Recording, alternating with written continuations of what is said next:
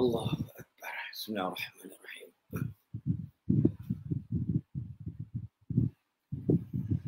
Assalamualaikum warahmatullahi ta'ala wabarakatuh.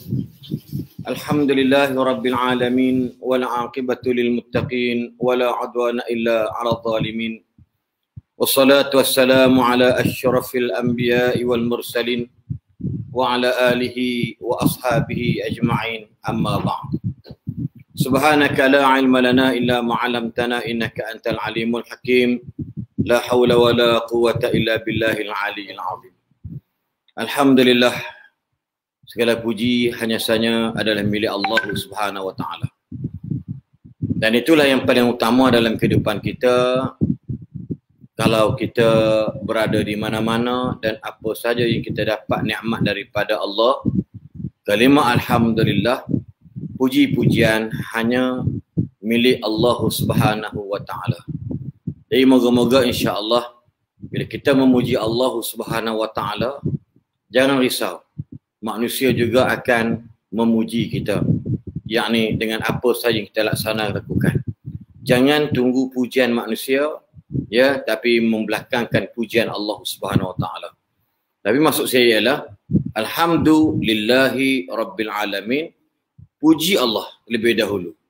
Maka Allah akan menjadikan semua masyarakat, semua manusia, semua haiwan, semua binatang, semua kehidupan di alam dunia ni sentiasa memuji-muji kita kerana kita melakukan perbuatan yang mulia dan terbaik dalam kehidupan kita, insya-Allah. Jadi pada malam ini, malam yang terakhir dari sudut PKP 1, PKP 2, PKP 3, dan saya memulakan pengacaraan program bicara online bersama Ustaz Asri ini bermula pada 26 Mei, iaitu malam raya yang kedua, malam raya Aidilfitri, dan hinggalah kepada malam ini 4 Ogos, bersamaan dengan malam yang ke-15 Zulhijjah, tahun yakni Takwik Islami, bulan yang terakhir daripada setiap tahun ataupun dalam bulan Islam. Alhamdulillah pada malam ini akan bincangkan wala tahinu wala tahzanu. Jangan kamu rasa hina, jangan kamu rasa sedih. Yang akan dibincangkan oleh tetamu jemputan kita iaitu Al-Fadil Ustaz Datuk Kazim Ilyas, yang sekarang saya kelihatan di skrin saya pada malam ini, dan insya-Allah dengan tidak melengahkan masa kita akan menyebut Al-Fadil Datuk. Dan jangan lupa sahabat-sahabat sekalian, saya ucapkan terima kasih banyak-banyak kerana anda sebagai orang yang dikatakan the full supporters yang memberikan sokongan yang penuh dalam program bicara online ini. Moga Allah saja yang akan membalas jasa baik sahabat-sahabat dan tuan-tuan sekalian. Jadi insya-Allah moga-moga apa yang tuan-tuan dan puan-puan sokong program macam ini, insya-Allah ia akan menjadi saksi dalam kehidupan kita di dunia maupun di akhirat kelak, insya-Allah. Dan jangan lupa tolong kongsikan ataupun sharekan kepada sahabat-sahabat rakan-rakan yang lain. Kalau seorang boleh share 10 atau 20 orang. Kalau ada 5 atau malam ni pun dah banyak, alhamdulillah. Dan juga boleh tengok dalam tonton dalam channel YouTube saya Ustaz Aslin Baharim Official. Jadi insya-Allah kita mempersilakan Fadil Datuk Ustaz Kazim Ilyas. Falyatafaddal mashkur. Assalamualaikum warahmatullahi wabarakatuh. Waalaikumsalam. Apa khabar Datuk? Alhamdulillah, alhamdulillah, syukur baik. Nampak ceria, nampak semangat. Ceria, tapi tahun ni tak dapat daging korban. Oh, dalam sejarah tahun ini tak ada 1 kilo ke setengah kilo daging korban tak sampai ke rumah pada tahun ini. Ini rekod lah. Ya ke? Kebetulan pada tahun ini kita buat korban di Kemboja 20 lebih ekor. Dan saya buat di Selangor, Perak. Ada 5 ekor lembu buat dikorbankan di Selangor. Jadi kebetulan pada kali ini kita buat di tempat yang jauh daripada Al-Barakah. Jadi tak dapatlah kita dapat lagi korban tahun ni, tak apalah. InsyaAllah tak apa. Yang penting orang dapat, biarlah orang lain bahagia. Ya. Jangan mereka merana, dia orang dapat daging banyak melimpah ruah, alhamdulillah. Ya, jadi kita ada orang tanya saya kenapa tahun ini tak buat dekat sekolah. Saya jawab yang pertama sebab sekolah kita banyak orang tua nak buat korban banyak-banyak memang dah tak mampu Ustaz. Ya, setiap tahun kita buat 20 ekor, 11 ekor, kita rasa tahun ni kita dah unsur sangat nak ikut PKP lah apa semua, jadi kita serahkan pada pihak yang bertenaga untuk buat. Kita serahkan lembu, kita serahkan wang, kita buat korban di tempat lain. Jadi tahun ni kita warga Al-Barakah tahun ni berehatlah. Bukan kata saya pun tak dapat daging. Seluruh warga Al-Barakah tahun ini semuanya dapat pahala je lah. Alhamdulillah. Alhamdulillah, insya-Allah. Yang penting sebut tadilah, semoga pemberian keikhlasan lembu atau bintang korban kepada orang lain dapat merasakannya, dan insya-Allah kita akan kenyang dengan ganjaran dan pahala daripada Allah Subhanahu Wa Taala. Insya-Allah. Alhamdulillah. Jadi tahniahlah kepada warga Al-Barakah kerana anda bukan takat mengorbankan wang anda untuk membeli lembu dikorbankan, maka anda mengorbankan yakni nafsu anda untuk menjamah yakni daging korban yang tidak kedapatan pada 14 Hijriah ni. Jadi nombor dua cantik nombor tahun ni 2020 1441, memang sejarah lah. Cantik. Jadi haji pun tak boleh pergi, kemudian pula korban pun terhad, SOP yang terlalu tinggi dan macam-macam lagi lah. Tapi Datuk, alhamdulillah hari ini kes positif COVID-19 hanya seorang saja di Perlis. Dan alhamdulillah orang yang semua alhamdulillah, moga-moga kita doakan Datuk juga semua lah. Follower Datuk, follower saya dan juga para pada malam ini, doakan insya-Allah biar kalau boleh kosong digit insya-Allah. Cuma kes Silva Gangga, kedai restoran nasi kandang Saleh tu buat masalah sikit. Sebab pemiliknya yang pakai gelang pink tapi dia masih keluar untuk merayau-rayau, dan subhanallah 6 ke 7 ribu penduduk di 5 mukim, iaitu di Kubang dan juga satu mukim di Padang Sanai, Kuala Negang. Mereka terpaksa buat saringan untuk mengelak daripada penularan wabak. Tak apalah, tuan-tuan yang buat saringan jangan risau, dapat pahala daripada Allah. Tuan-tuan mengorbankan masa beratur panjang nak pergi cek saringan COVID-19 untuk mengelakkan orang lain jangan kena, dapat pahala, jangan risau insya-Allah. Sebab tuan-tuan akur dengan perintah ulil amri dari sudut darurat ini yang boleh menjadikan manusia kena musibah berpanjangan, na'udzubillah. Jadi Datuk, pada malam ini perbincangan kita ni malam terakhir, memang cantik tajuk dia. Janganlah kamu rasa hina je, kamu rasa sedih. Malam ini juga malam terakhir saya membicarakan, menghostkan yakni program bicara online bersama Ustaz dan para tamu jemputan. Jadi Datuk, mungkin boleh Datuk tularkan bicara ini secara langsung, iaitu tentang wala tahinu wala tahzanu. Falyatafadhal mashkura. Terima kasih Al-Fadhil Ustaz Aslin. Tuan-tuan sedang penonton mudah-mudahan dirahmati Allah. Bismillahirrahmanirrahim. Alhamdulillahirabbil alamin, wassalatu wassalamu ala Rasulillah wa ala alihi wa ashabihi ajma'in. Tajuk yang kita bincangkan insya-Allah pada malam ni, wala tahinu wala tahzanu wa antumul a'laun in kuntum mu'minin. Sadaqallahul azim, dipetik daripada surah Ali Imran ayat 139. Jangan kamu rasa rendah diri, jangan kamu rasa hina, jangan kamu rasa bimbang. Kamu adalah yang tertinggi sekali jika sekiranya kamu beriman kepada Allah Subhanahu wa taala. Jadi Ustaz Aslin dah sebutkan tadi tentang beberapa kes yang berlaku COVID di Anapoh, di Jitera, di Kubang Pasu, di Kedah. Dan kita lihat ada beberapa ribu orang yang akan disaring. Dan Ustaz Aslin berpesan kepada kita, jangan sedih, jangan susah hati, jangan takut, jangan rasa rendah diri, jangan rasa hina. Semua yang akan mendapat ganjaran pahala daripada Allah Subhanahu wa taala. Apa yang Ustaz Aslin sebut tadi berbetulan dengan apa yang akan kita bincangkan pada malam ini insya-Allah. Sebab itulah kelebihan orang beriman. Orang beriman dia tak akan rasa hina, dia tak akan rasa rendah diri, dia tak akan rasa bimbang, dia tak akan rasa sedih. Dia adalah yang tertinggi kata Allah jika dia beriman kepada Allah. Sebab perasaan rendah diri, perasaan rasa hina, perasaan rasa sedih, perasaan rasa tak seronok boleh menimpa bila-bila masa, dan dia boleh menimpa siapa-siapa saja. Bersebut tentang kesedihan, sebut tentang rasa tak seronok, sebut tentang rasa hidup rasa tak bahagia, ni siapa pun boleh kena. Sebab Allah Ta'ala sebut di dalam Al-Quran suratul Baqarah kan, وَلَنَبْلُوَنَّكُمْ بِشَيْءٍ مِنَ الْخَوْفِ وَالْجُوعِ وَنَقْصٍ مِنَ الْأَمْوَالِ وَالْأَنْفُسِ وَالثَّمَرَاتِ وَبَشِّرِ الصَّابِرِينَ. Allah Ta'ala sebut dalam juzuk yang kedua itu tentang ujian-ujian yang akan menjadikan kita sedih, yang akan menjadikan kita ini gundah gulana, yang menjadikan kita ni tak seronok.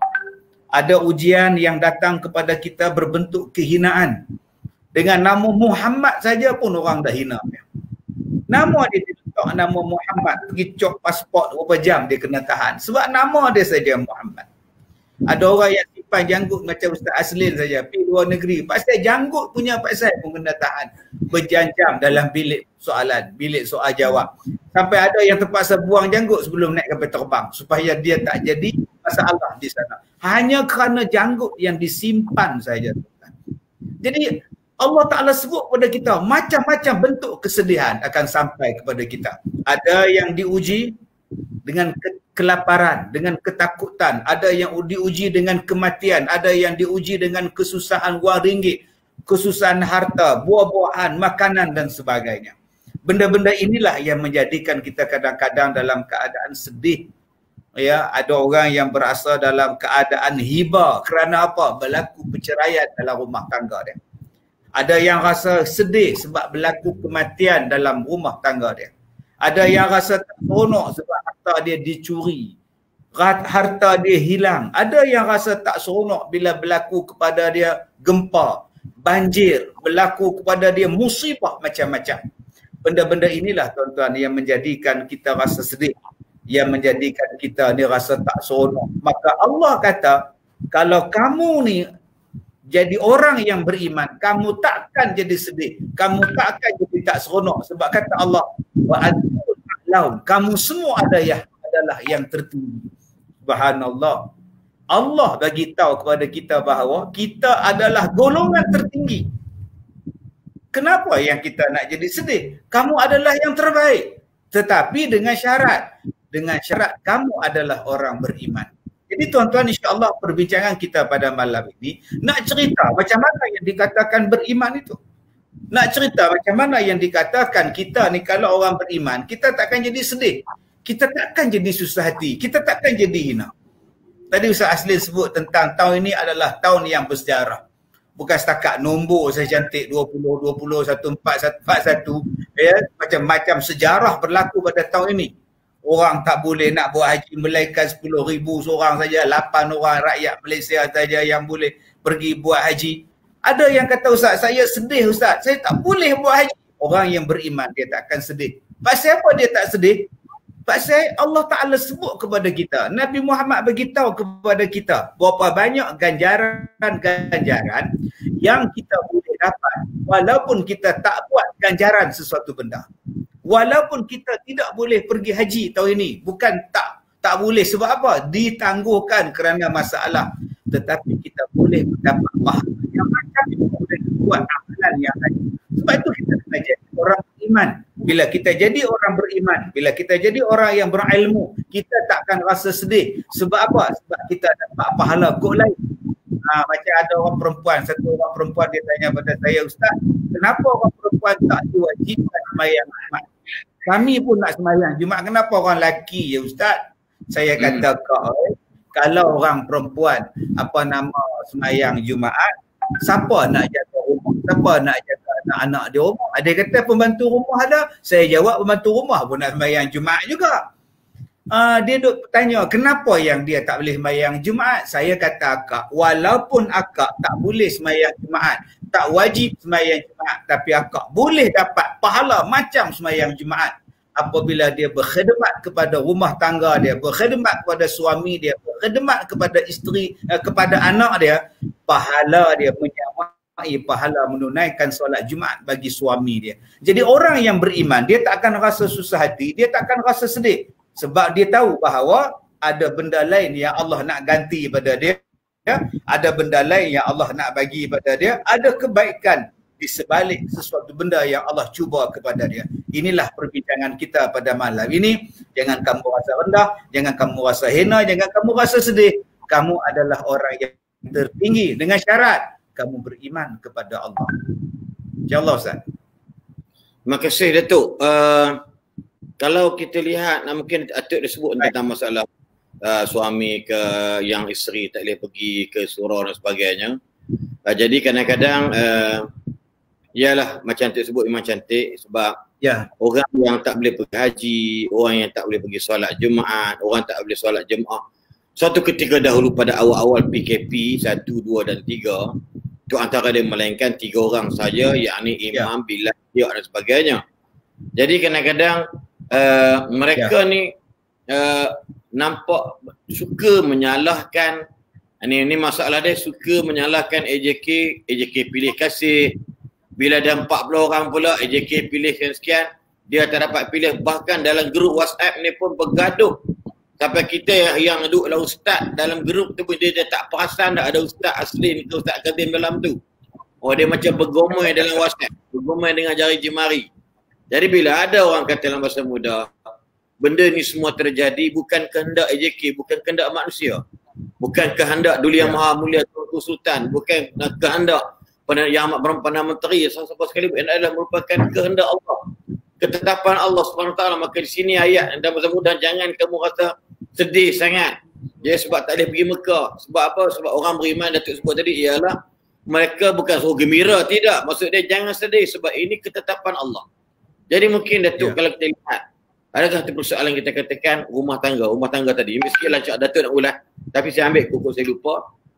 Kes isu-isu orang kata apa, isu-isu perceraian yang nampak makin hebat sekarang ni, sama di kalangan orang biasa, sama di kalangan selebriti dan sebagainya, menyebabkan bila berlaku perceraian secara sah, maka salah seorang pasangan akan menceritakan tentang keburukan pasangan dia. Ini antara dia. Apakah sini Datuk dalam bahasa mudah ni orang kata apa, boleh ke tak boleh ataupun sesuai ke tidak dalam mengharungi wala tahinu wala tahil. Kamu jangan rasa hina kalau lelaki kamu ceraikan kamu. Kamu jangan rasa sedih kalau kamu dah diceraikan. Mungkin Datuk boleh kupas sikit benda ni. Isu berlaku yang baru ni, suami jerut leher isteri seorang pensyarah UIA dan dibunuhnya sampai mati kerana isteri nak mohon atau nak file pasah cerai dan sebagainya. Silakan Datuk. Baik, terima kasih Ustaz. Yang pertama, kita rasa tak seronok. Secara peribadi saya tak seronok hari ini orang menggunakan media sosial untuk meluahkan apa yang berlaku dalam rumah tangga. Ya, segala hukum, segala perkara dalam kelambu, balik kain, semuanya diceritakan kepada orang yang tidak boleh menyelesaikan masalah kita. Sepatutnya penyelesaian ini dicari, dibuat di meja rundingan dan dengan orang yang boleh menyelesaikan masalah kita. Hakaman min ahlihi wa hakaman min ahliha. Ambil orang yang boleh selesaikan, wakil daripada pihak lelaki, pihak perempuan, duduk bincang. Tapi sekarang ayat Quran itu orang tak nak pakai. Dia menggunakan hakim daripada orang netizen. Ya, daripada netizen untuk digunakan warga internet untuk menyelesaikan masalah dia dan nak mengadukan masalah dia. Cuma kita rasa tak seronok bila media sosial ini digunakan untuk benda-benda yang sebegitu. Jadi kalau boleh bincang elok-elok dengan orang yang boleh menyelesaikan masalah dia. Boleh bincang pelan-pelan, insya-Allah. Itu yang pertama. Yang kedua, kita merasa sangat tak seronok, sangat sedih kalau berlaku sampai satu tahap pembunuhan orang yang kita sayang, orang yang dihalalkan oleh Allah, ya, dengan jalan akad nikah dengan halal, itu tiba-tiba kita melakukan satu bentuk pembunuhan yang kesan dia bukan setakat sekarang, kesan dia berpanjangan sampailah hari kiamat. Jadi tuan-tuan yang saya hormati, saya nak menyentuh tentang perceraian. Adakah perceraian itu satu benda yang haram? Kita lihat kepada bentuk-bentuk cerai. Ada cerai yang diwajibkan apabila pihak mahkamah, bila pihak hakim memutuskan bahawa satu pasangan hendaklah difasakkan, hendaklah dipisahkan, maka perceraian pada masa itu hendaklah diselesaikan. Ataupun satu pasangan rumah tangga yang dah tak boleh lagi memberikan hak masing-masing, menjalankan tugas masing-masing, maka pada masa itu bolehlah mereka itu memutuskan untuk berlaku perceraian di kalangan mereka. Ataupun jika salah seorang daripada merekanya tidak lagi mampu memberikan nafkah, tidak lagi mampu memberikan hak kepada pasangan masing-masing, maka boleh juga pada masa itu berlakunya perceraian. Cuma perceraian yang haram berlaku ialah apabila berlakunya perceraian itu berlaku ketika isteri sedang uzur, sedang haid misalnya. Walaupun perceraian itu adalah sah, tetapi perceraian tetap berlaku. Ataupun isteri dalam keadaan nifas misalnya, ataupun isteri baru disetubuhi kemudian telah pun diceraikan, hukumnya tetap sah, tapi perbuatan itu adalah jatuh kepada hukum haram. Baik, yang kedua, kita melihat perceraian ini daripada satu konteks yang boleh membawa risiko yang besar terhadap masyarakat, terhadap keluarga, terhadap anak-anak. Jika berlaku perceraian tanpa sebab, kalau berlaku perceraian yang tidak disukai oleh Allah, saja-saja dia nak bercerai, yang ni yang kita katakan yang arash, yang boleh merosakkan hubungan di antara dua keluarga yang telah pun berbesan. Dia akan berlaku pertikaian yang besar.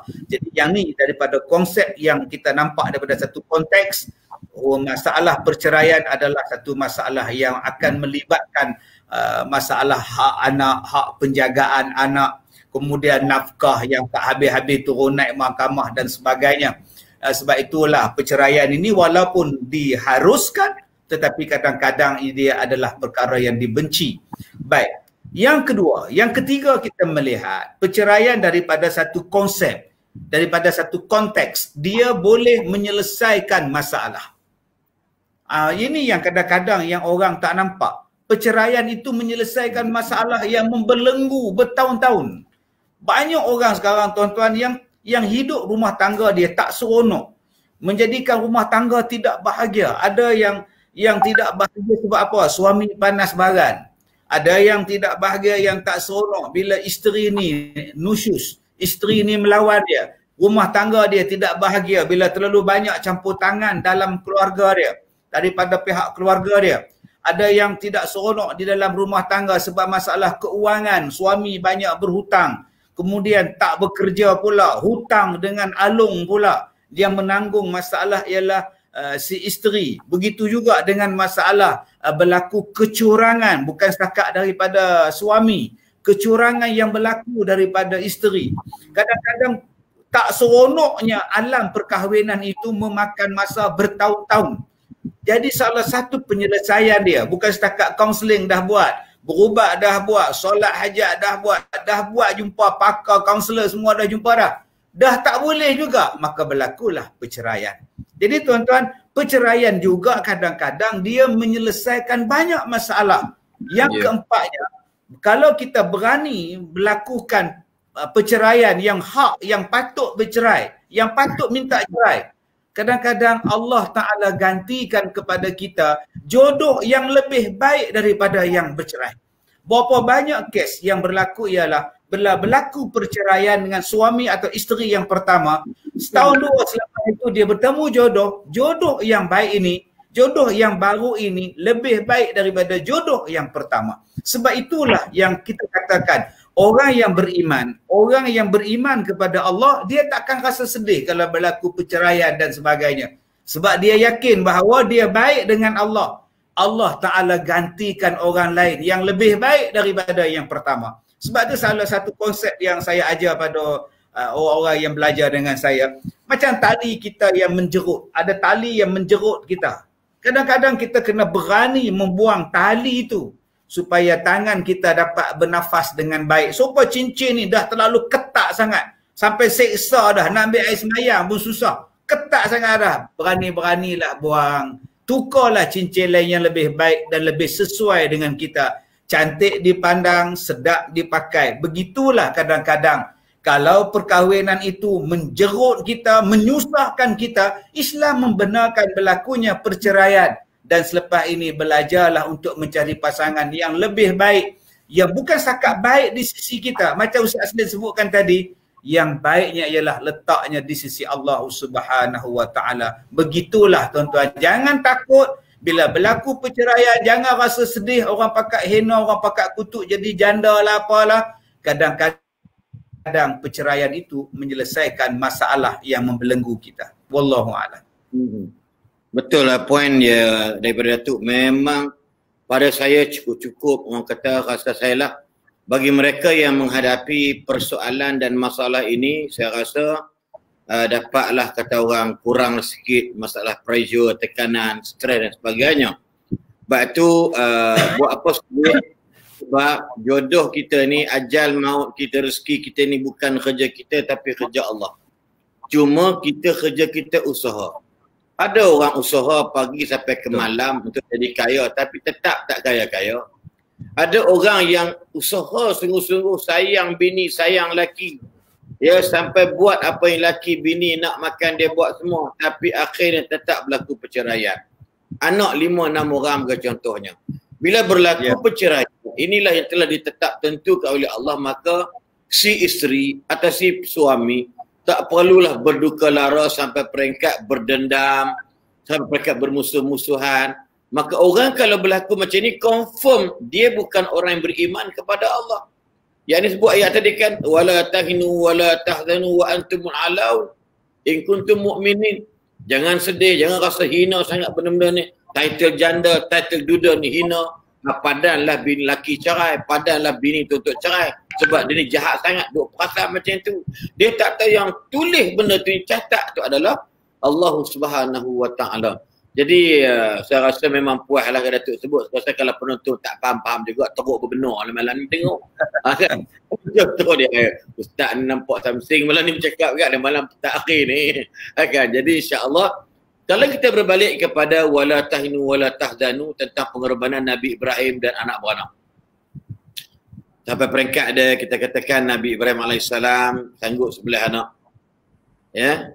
Dari sudut ayat ni walaupun bukan nak turun Nabi Ibrahim tapi nak relate kan dalam bahasa wahai Ibrahim wala tahinu wala tahzanu wa antumul a'launa in kuntum mu'minin. Dan juga ayat ni juga dalam bahasa mudahnya, lihat kepada Siti Hajar bila dia beritahu bahawa anaknya Ismail AS nak disembelih, dalam bahasa nak relate ayat ni wala tahinu wala tahzanu wa antumul a'launa in kuntum mu'minin. Sebab ini arahan Allah. Sama juga dengan Nabi Ismail AS. Diberitahu oleh ayahandanya Nabi Ibrahim AS, Khalil Rahman, wahai anak anda, aku tengok aku ni sembelih kamu. Maka anak kata, faf'al ma tu'mar. Buatlah ayahanda apa yang kamu diperintahkan oleh Allah. Maka dalam bahasa mudahnya, mereka tidak ada kalimah wala tahinu wala tahzunu. Sebab wa antumul a'launa in kuntum mu'minin. Persalahan ini dalam bentuk pengorbanan dan sebagainya. Jadi sebenarnya itulah yang dimaksudkan lebih jelas ayat tadi ni. Mungkin Datuk boleh kupas tentang kalimah wala tahinu wala tahzanu dalam bahasa mudah. Sanggup Nabi Ibrahim masukkan diri dalam api yang menjulang tinggi diarahkan oleh raja yang zalim itu, tetapi akhirnya wala tahinu wala tahzanu tadi ni akan berikan atau bukan akan telah memberikan walau sebulu rumah sekalipun tidak dibakari oleh api yang tinggi tadi ni. Mungkin Datuk sebagai kata orang kata dalam sempena musim haji ni atau musim korban walaupun dah lepas tasyrik sebagainya semalam ataupun hari Isnin baru ni, apa Datuk boleh kongsikan tentang orang kata tentang peristiwa yang berlaku kepada 3-4 beranak ini dalam kita nak menangani kehidupan kita dalam bahasa mudah tadi wala tahinu wala tahzanu. Silakan Datuk. Baik, terima kasih Ustaz. Yang pertama saya nak menyentuh tentang sesetengah pahaman daripada golongan liberal yang mengatakan bahawa Nabi Ibrahim alaihissalam adalah seorang bapa, seorang suami yang tidak bertanggungjawab dengan alasan meninggalkan Nabi Ismail anaknya dan isterinya Siti Hajar di tanah Mekah dan beliau balik ke Palestin dan sebagainya. Jadi adakah ini seorang suami yang baik meninggalkan anak, meninggalkan isteri yang masih kecil, anak dia di kota, di satu lembah yang tidak ada orang, tidak ada pokok dan sebagainya.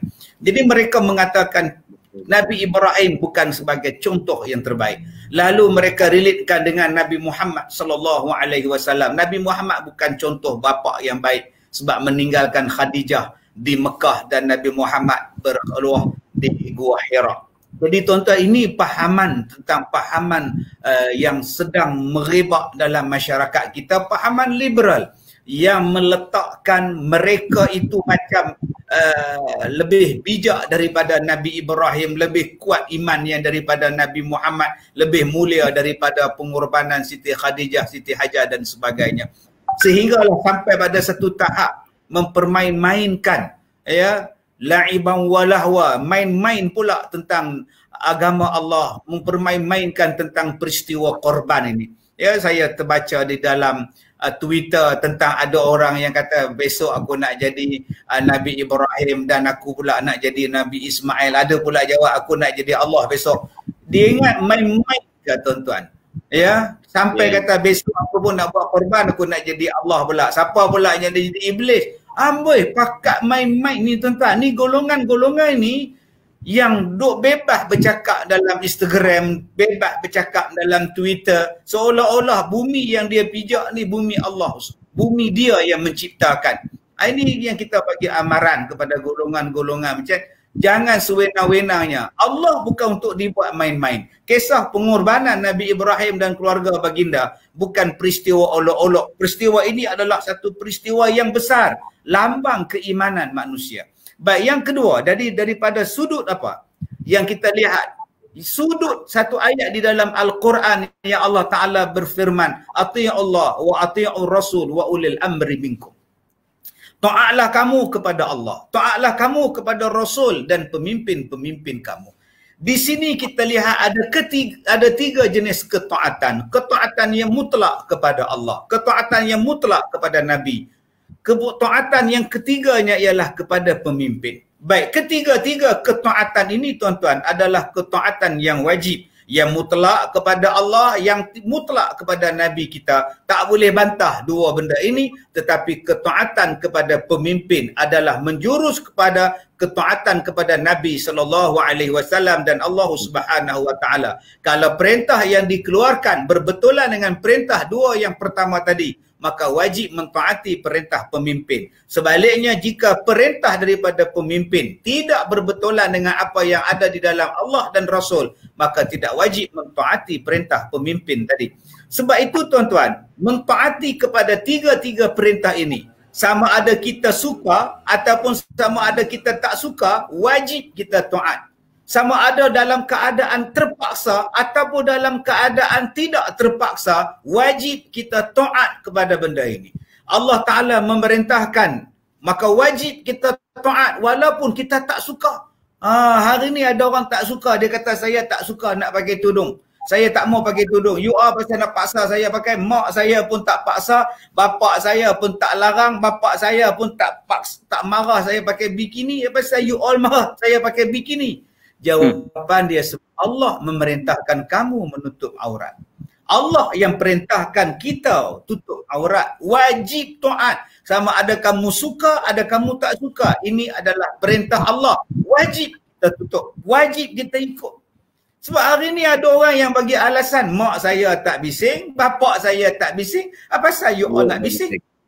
Apa pasal you all nak bising? I betul lah, I pakai bikini, I nak pergi mandi. Takkan I nak pakai lain kot? Ya Allah, engkau nak pakai apa pun kau pakailah, tapi engkau kena tutup aurat satu hal. Kalau kau perempuan, kalau kau lelaki pun tutup aurat. Ni masalah dia, engkau tu lelaki pandai-pandai nak jadi perempuan. Allah tak bagi. Wajib engkau taat pada perintah Allah. Jangan kita cakap, orang tak faham saya ni. Saya bukannya lelaki-lelaki, saya perempuan tau. Awak dilahirkan sebagai lelaki, wajib jadi lelaki. Saya tak nak jadi lelaki, saya nak jadi perempuan. Taat kepada Allah. Ati Allah, taat kepada Allah. Allah Ta'ala perintahkan kita suruh puasa, wajib puasa. Melainkan kalau kita sakit, uzur dan sebagainya. Itu ketaatan yang pertama. Sama ada kita suka atau kita tak suka, kena taat pada perintah itu. Dan setiap apa yang Allah Ta'ala perintahkan itu mesti ada hikmah, mesti ada kebajikan, mesti ada manfaat di sebalik apa yang kita buat. Begitulah yang berlaku kepada Nabi Allah Ibrahim alaihissalam. Anak yang begitu disayangi, tiba-tiba diperintahkan oleh Allah untuk disembelih, untuk dikorbankan. Perintah siapa ini? Perintah Allah, wajib taat. Kita lihat peristiwa ini dalam konteks iblis laknatullah. Bila Allah kata usjudu li Adam, sujudlah kamu semua kepada Adam. Fasajadu illa iblis. Semua sujud melainkan iblis. Maka Allah bertanya kepada iblis, qala ma mana'aka alla tasjuda id amartuk? Apa yang menghalang kamu bila aku suruh kamu sujud pada Adam?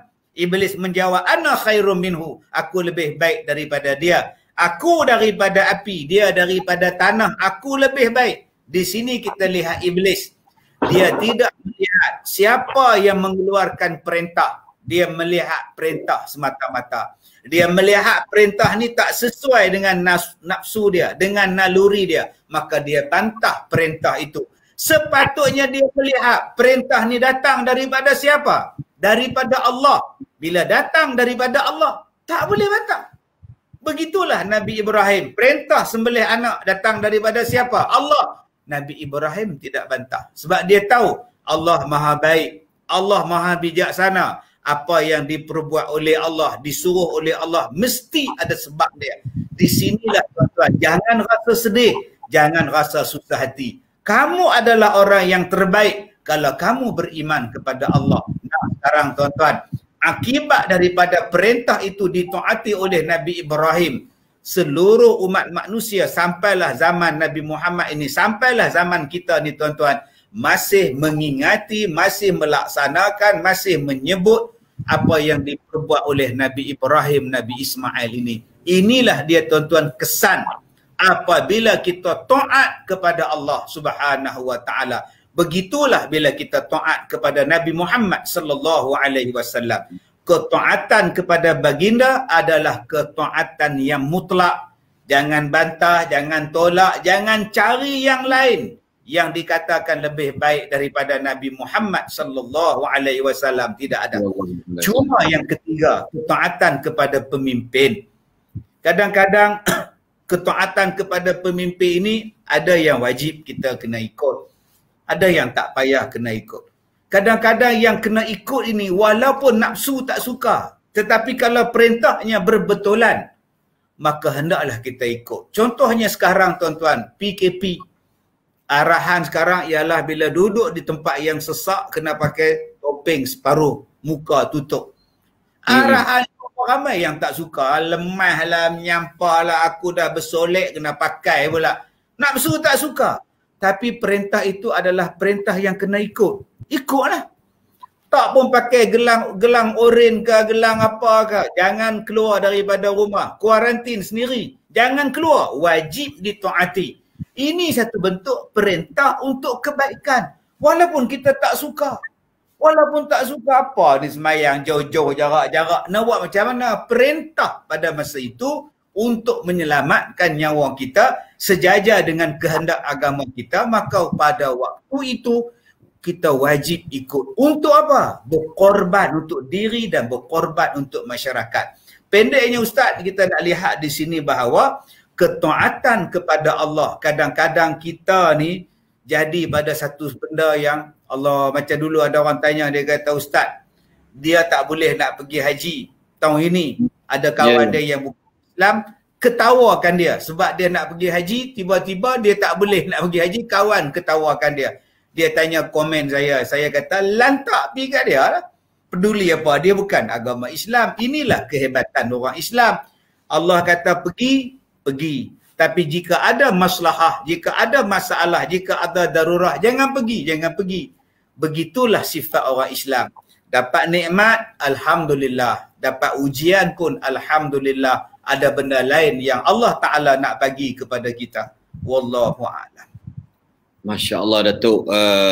Saya teringat firman Allah Subhanahu Wa Ta'ala dalam surah Ali Imran ayat 83.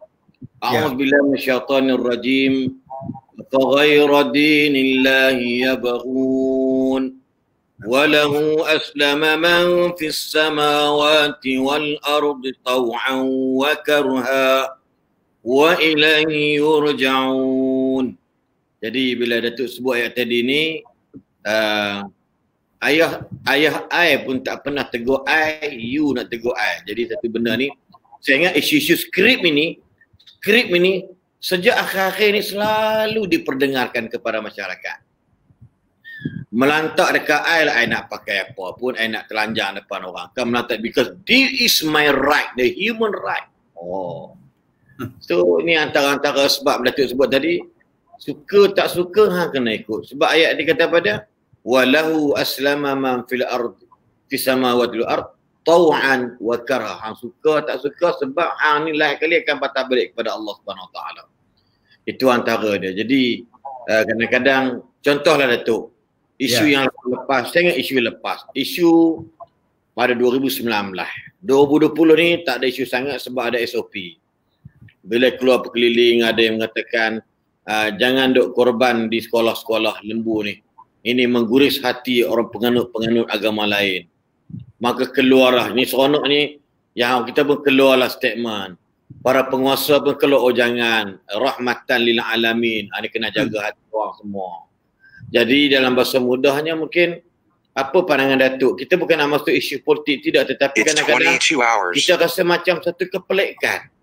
Kenapa? Kadang-kadang ini persoalan korban tidak ada kaitan satu penghinaan kepada agama yang lain. Bahkan mereka cukup mengetahui ini adalah merupakan ibadat-ibadat yang perlu dilaksanakan oleh orang Islam. Dia kata jangan buat sembelih ramai, jangan sembelih di taman-taman. Selagi mana bila ada masyarakat majmuk, sebab kita kena jaga perasaan. Jadi kadang-kadang manusia kita rasa macam takut sangat dari sudut nak menjaga perasaan sampai nak buat, kita tak bebas. Negara kita negara yang Islam itu agama berperlembagaan. Malaysia ni adalah Islam. Tapi kita tak boleh sebab tak bebas. Ada kekangan, ada kongkongan. Jadi tahun ini nampak tak tahulah ada tidak sebab kebanyakannya SOP. Tak boleh buat kat sekolah, kena buat kat masjid dan masjid saja seseorang yang dibenarkan. Mungkin Datuk punya pandangan, adakah ini termasuk dalam bahasa mudanya orang tak nampak wa antumul a'launa in kuntum mu'minin. Terima kasih Ustaz. Yang pertama, kadang-kadang saya merasa takut bila berlakunya benda-benda yang disebutkan SOP ni, kadang-kadang sampai menidakkan kesunahan sesuatu perkara yang dibawa oleh Nabi Muhammad sallallahu alaihi wasallam. Ya, saya takut benda ini akan berlarutan seperti di negara-negara lain. Ya, di negara-negara lain sudah tidak ada lagi korban di khalayak ramai, ya, melainkan hanya korban dalam bilik yang tertutup, ya, disaksikan oleh wakil dan yang berkorban, yang penyembelih sahaja. Jadi orang dah tak rasa lagi tentang korban, orang dah tak melihat lagi peristiwa penyembelihan korban. Sedangkan peristiwa yang paling besar pahalanya yang tidak ada amalan lain yang dituntut pada hari raya korban ialah menyaksikan penyembelihan korban dan menumpahkan darah korban pada hari raya korban. Tidak ada amalan lain yang lebih besar pada hari itu melainkan menumpahkan darah binatang korban. Sehinggalah yang menyaksikan penyembelihan itu juga mendapat pahala daripada Allah Subhanahu Wa Taala. Jadi kita takut dengan alasan-alasan ini dijadikan seolah-olah sudah dibenarkan, norma yang baru dah, tidak ada lagi penyembelihan di halayak ramai di sekolah dan sebagainya.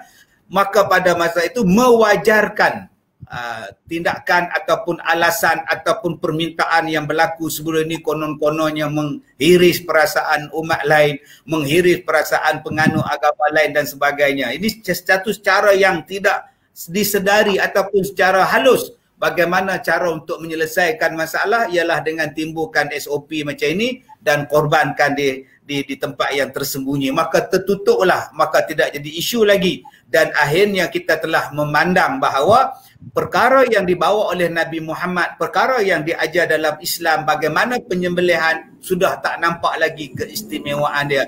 Dengan alasan kita takut, dengan alasan kita ni rasa kita rendah, kita nak menjaga hati orang lain dan sebagainya. Kita dah lupa kepada ayat surah Ali Imran ayat 139. Kamu adalah orang yang tertinggi. Apa je kita susah? Ini bukannya menyembelih manusia. Ini bukan kita membunuh manusia. Kenapa hari ini membunuh binatang yang nak dimakan itu dianggap sebagai menghina. Tetapi membunuh manusia secara terang-terangan dibiarkan pula. Menyembelih orang Islam dibiarkan pula. Tak rasa apa pula. Sedangkan itu manusia. Jadi kita kena lihat daripada satu konteks bahawa binatang ini dikorbankan untuk diberi makan kepada fakir miskin. Wa at'imul ba'isal faqir, diberikan makan kepada orang fakir miskin. Bukannya kita saja-saja nak buat penyembahan berhala, nak ambil darah dia disimbah sana, tidak, disia-siakan daging dia, tidak. Diagihkan kepada semua orang. Yang susah, yang miskin, yang layak dapat. Ini satu bentuk pengorbanan kita. Dan binatang tadi pula dikorbankan dalam keadaan yang baik. Caranya baik. Kita tidak dapat nafikan ada pengorbanan yang dilakukan yang tidak mengikut sunnah. Yang memijak, yang menarik, macam-macam lah lembu tadi. Mungkin akan datang yang disesuaikan dengan keadaan semasa akan datang. Iaitu diperbanyakkan cara-cara penyembelihan yang menggunakan kandang yang telah diperkenalkan di 2-3 tempat. Kita tengok begitu senang sekali binatang ini ditumbangkan. Binatang ini disembelih dalam keadaan begitu mudah. Tidak ada yang sampai ahli gusti, ahli rugby pun datang nak menumbangkan seekor lembu ni, kita tidak ada lagi. Jadi mungkin dengan konsep itu menimbulkan satu pandangan bahawa Islam adalah satu agama yang menjaga binatang dengan pisau yang tajam, yang tidak menyakitkan dan sebagainya. Itu saja yang perlu diperbaiki. Dan kita kena ingat, bukan kerana 2-3 cara yang tak kena di setengah-setengah tempat ini menjadikan nak diharamkan, nak ditolakkan penyembelihan korban ini. Itu tak adil kepada umat Islam. Ya, yang ketiga, kita melihat bahawa ini adalah daripada sudut agama. Engkau punya agama, engkau punya hal. Kami punya agama, janganlah kau kacau pula. Kami tak kacau agama engkau. Kalau kami boleh menghormati agama engkau, kenapa engkau tidak boleh menghormati agama kami?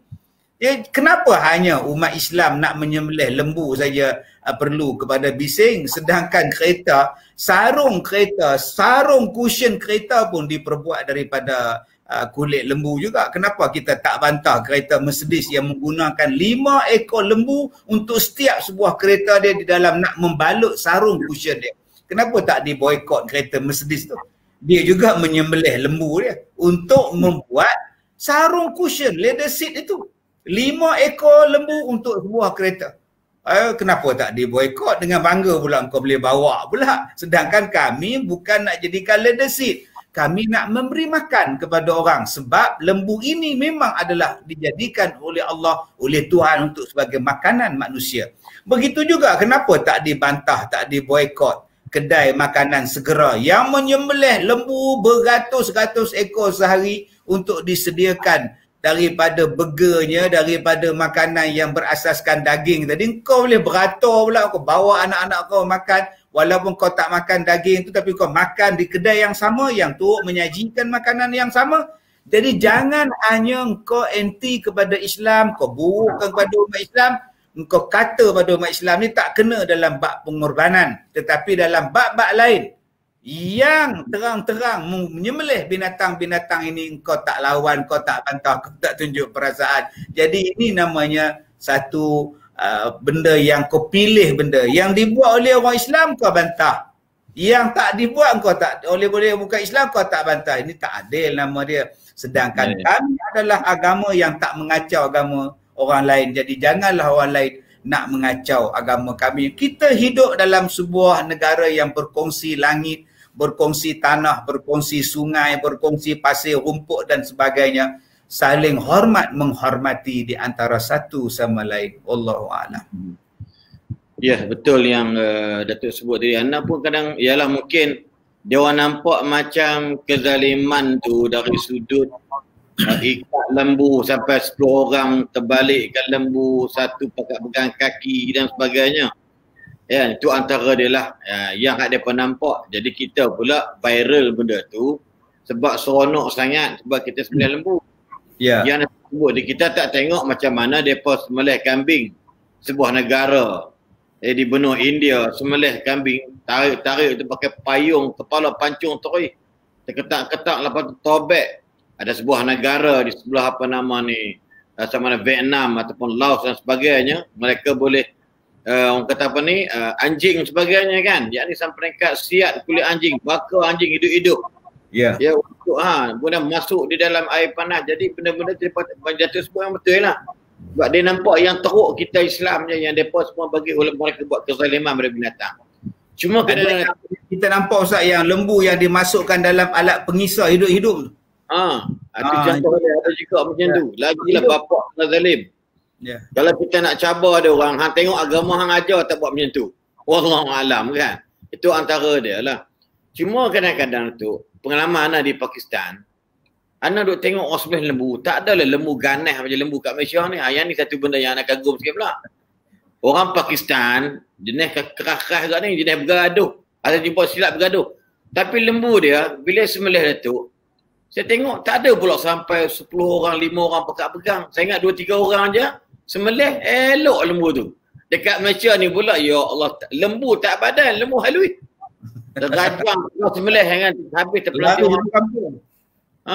Cuma ada bila ada seorang sahabat-sahabat kata gini, lembu yang dididik dan lembu yang tidak dididik. Ada juga buat poin gitu.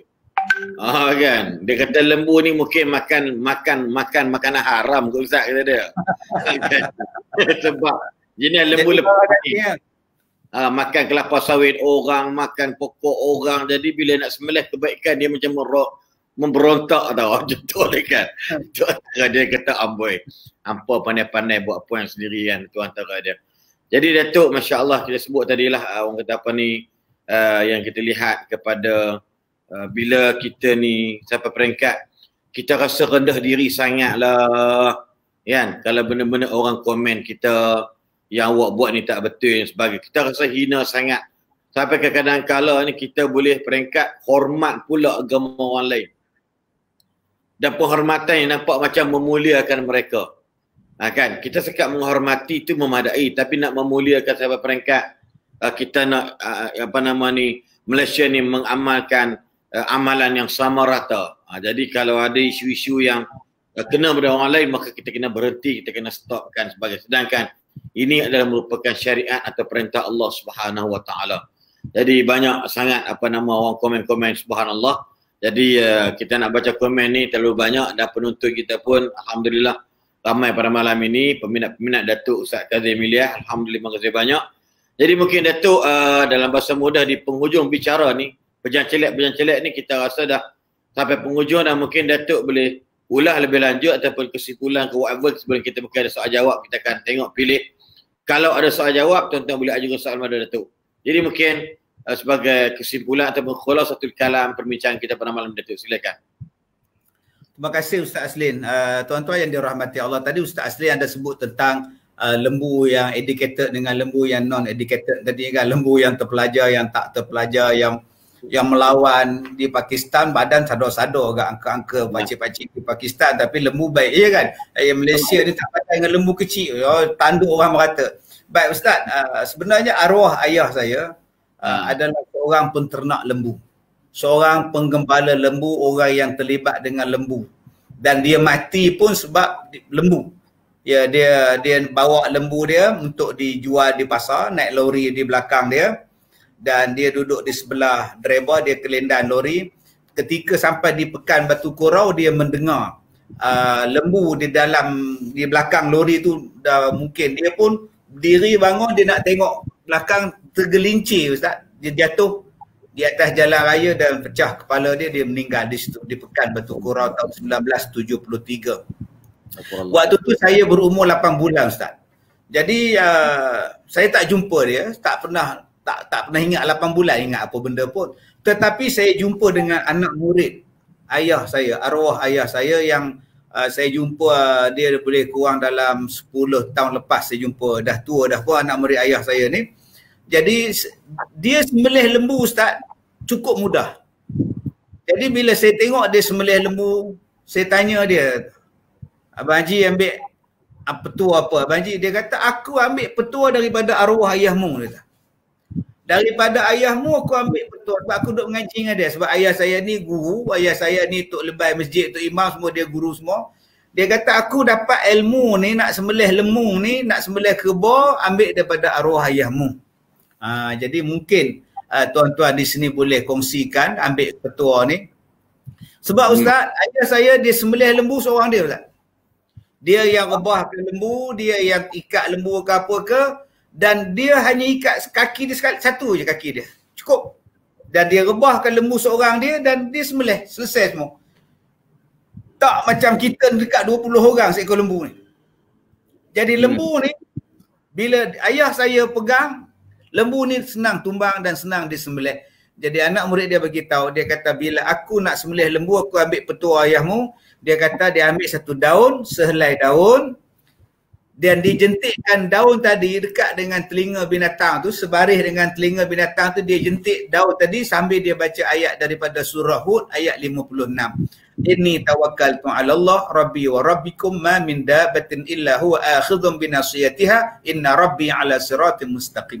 Jadi di situ dia kata lembu tadi boleh tumbang, boleh turun, boleh rebah dengan senang sekali, tak payah nak usun tali buat yang cowboy semua, tak payah. Jadi surah Datuk ulang balik tu, surah apa tadi? Surah Hud ayat 56. Surah Hud.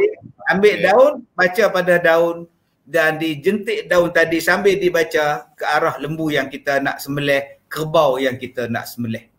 Jadi ini petua yang dia bagi pada saya dan dia ambil daripada arwah bapa saya Haji Ilyas, yang mana Haji Ilyas pada zaman dia kegemilangan dia di Batu Korak adalah seorang penternak. Dan dia menyembelih lembu, menyembelih korban, dia seorang saja yang menyembelih binatang tanpa orang lain tolong dia. Baik kerbau sekalipun, dia sembelih seorang dia saja.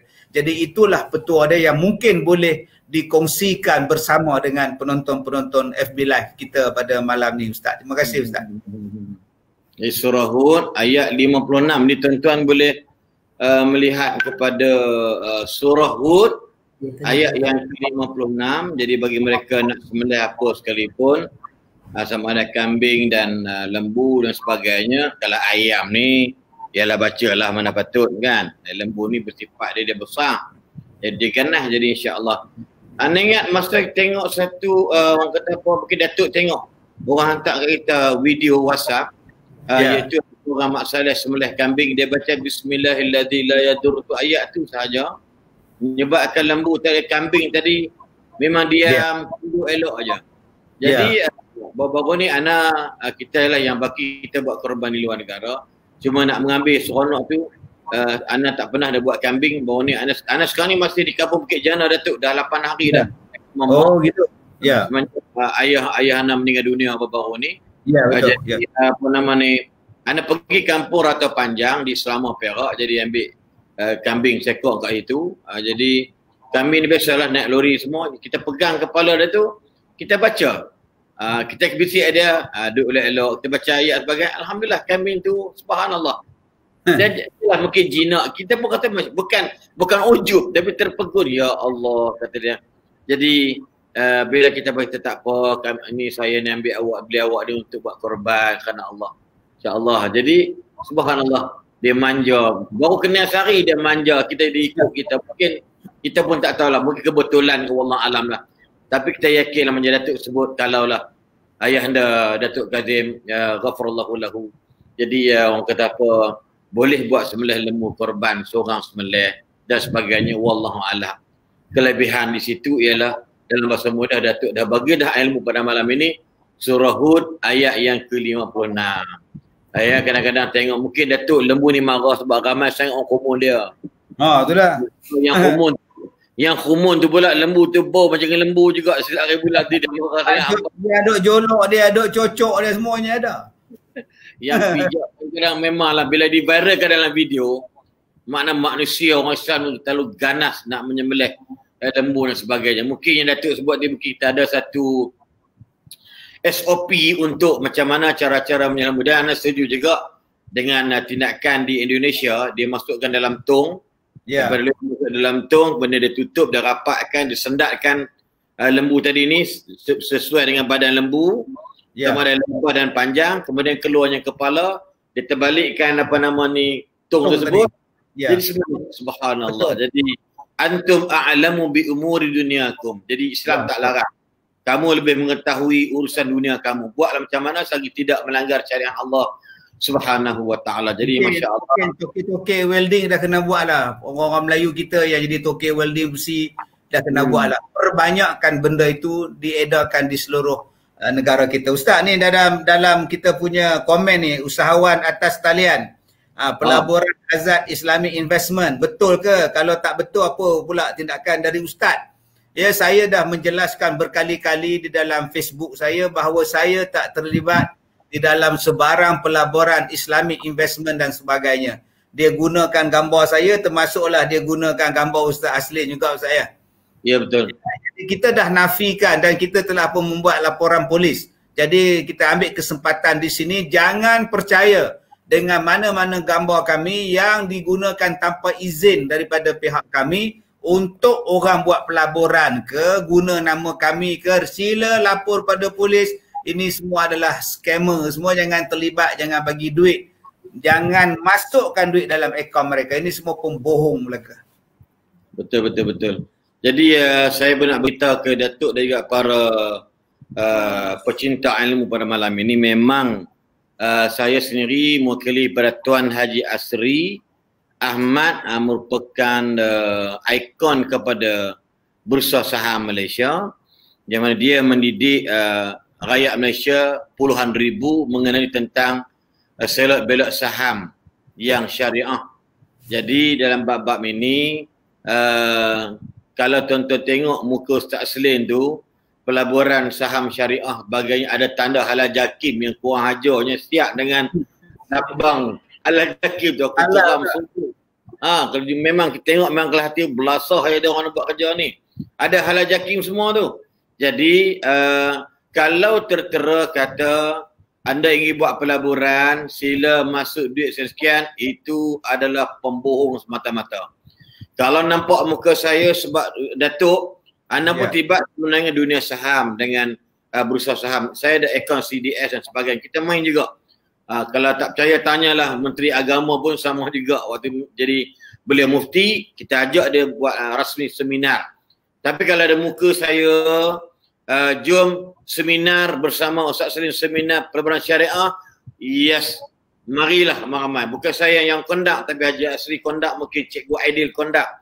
Tapi kalau muka saya minta masukkan duit 300, akaun tu pula bukan nama saya, maka haramkan walau satu sen, jangan duk terlibat.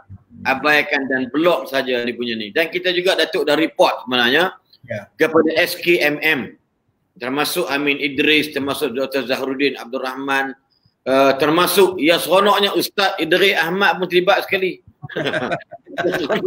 Ya, Ustaz Zakaria Ahmad pun ada juga. Jadi jahatlah dia orang. Yang anak seronok tu Datuk, di kalangan Ustaz juga kan, dia takkan tak nampak anda labur pagi ni 500, petang sekarang dapat lebih kurang 3,000. Dia tak terfikir ke ini macam judi? Ini di kalangan Ustaz juga. Lepas tu dia dah masuk duit, baru telefon kita. Betul ke apa yang kita buat macam sekian? Bila ke? Yang hak dalam Facebook lah itu scammer. Ya Allah, anak dah masuk dah kita 500 dah. Kita kata hamu satu juga, kalau kata bodoh pemarah kat tu. Hampa dah buah duit dalam tu, baru telefon aku. Call aku dulu, barulah bubuh. Ada yang hampir seorang sahabat kita 20,000 kerana tengok muka ustaz je ni. Ni akhi. Allahu Akbar. Bukan orang lain. Telefon kalau Datuk Kazim. Telefonlah pergi Datuk Kazim. Kalau Datuk Zahruddin, telefon betul ke tidak? Ini sampai peringkat macam tu. Jadi orang kata macam Ustaz, nak maafkan. Rasa-rasa tidak ada maaf bagimu sebab kamu bukan tipu kami, tapi kamu guna muka kami, kamu nak tipu orang Malaysia. Berat ni. Ya, kena minta maaf kepada para pendeposit-pendeposit yang malang tersebut. Jadi Masya Allah, so far terima kasih banyak Datuk. Masa 1 jam 3 minit ambil masa Datuk, lewat lebih daripada 3 minit. Dan insya-Allah mungkin Datuk nak bagi sikit pandangan ataupun kata-kata nasihat kepada kami atau kepada penyumbang utama dalam program kita ni. Mungkin Datuk nak doa ke apa, terpulanglah Datuk, insya-Allah kurangnya menjadi satu rancangan dan semangat agar berterusan dan beristiqamah dalam dunia dakwah secara online ni. Silakan Datuk. Terima kasih pada Ustaz Aslin. Saya ambil kesempatan di sini untuk mengucapkan ribuan terima kasih kepada penaja utama rancangan FB Live bersama Ustaz Aslin Baharin yang sudi semarakkan, mengimarahkan ilmu di Malaysia ni. Ya, berpuluhan ribu, ratusan ribu yang telah pun menyaksikan dan mendapat manfaat daripada program ini. Ya, atas tajaan daripada yang berbahagia yang menaja rancangan ini. Saya doakan mudah-mudahan dipanjangkan umur, dimurahkan rezeki, diberikan kesihatan berpanjangan kepada tuan sekeluarga. Begitu juga kepada penyelaras program kita Tuan Haji Arsyad yang menyelaras, yang menghubungi ustaz-ustaz, para asatizah untuk bersama dengan Ustaz Aslin Bahrain.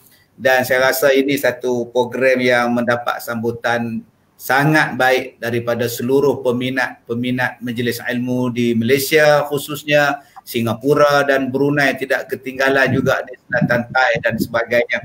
Jadi saya doakan Haji Arsyad juga diberikan kesihatan, panjang umur, murah rezeki, dan kita bermohon mudah-mudahan kepada semua penonton-penonton yang mengambil peluang, mengambil manfaat daripada program ini, jugalah doakan kesejahteraan kepada Ustaz Aslin, kepada semua penyelaras yang terlibat di dalam program ini, khususnya kepada penderma dan penyumbang yang memberikan sumbangan yang sangat bernilai untuk majlis ilmu ini, supaya apa yang kita dapat ini dikira sebagai ilmu yang berpanjangan, yang bermanfaat kepada kita selepas kematian kita nanti, insya-Allah. Terima kasih Ustaz Aslin. Terima kasih yang berbahagia Tuan Haji Arsyad. Assalamualaikum.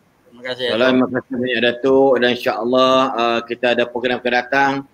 Sudah pasti insya-Allah Datuk boleh meluangkan masa lagi bersama kami pada lain-lain edisi, lain-lain bicara, insya-Allah. Boleh Datuk ya? Insya-Allah.